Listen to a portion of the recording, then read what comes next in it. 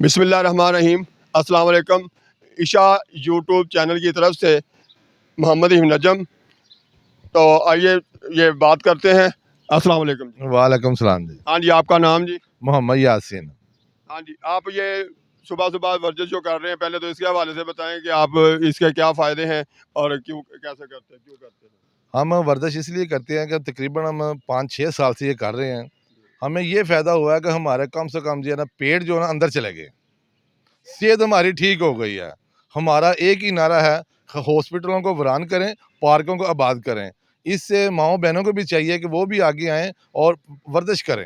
اس سے انسان کی جو بیماریاں انسان کی ختم ہو جائیں گی۔ ہمارا یہی پیغام ہے۔ تو اسی طرح سے پاکستان کے جو اس وقت سیاسی حالات ہیں، ان پر آپ کیا کہنا چاہیں گے؟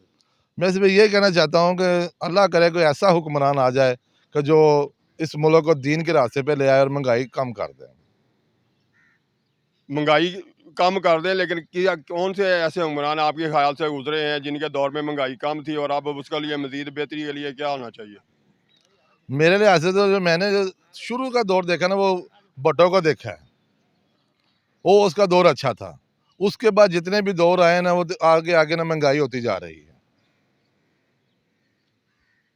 جی، تو اسی طرح سے پاکستان کی بہتری کے لیے، اس کے حالات کی بہتری کے لیے جو ہے نا، وہ آپ کے ذہن میں کوئی تجویز ہے تو وہ بھی بتائیں۔ میری تجویز یہی ہے کہ پڑھے لکھے لوگوں کو آگے آنا چاہیے، نئے لوگوں کو آنا چاہیے، کسی کو موقع دینا چاہیے، یا اللہ تعالیٰ پرانے لوگوں کو ہدایت دے دے، وہ سیدھے راستے پر آ جائیں اور مہنگائی کم کر دیں۔ ان لوگوں کو سب کو پتہ ہے کہ مہنگائی کم کیسے کرنی ہے یا زیادہ کیسے کرنی ہے۔ یہ اللہ تعالیٰ ان کو ہدایت دے دے، ہماری یہی دعا ہے۔ جی، تو سامعین، اس کے ساتھ ہی اختتام کرتے ہیں اس انٹرویو کا بھی۔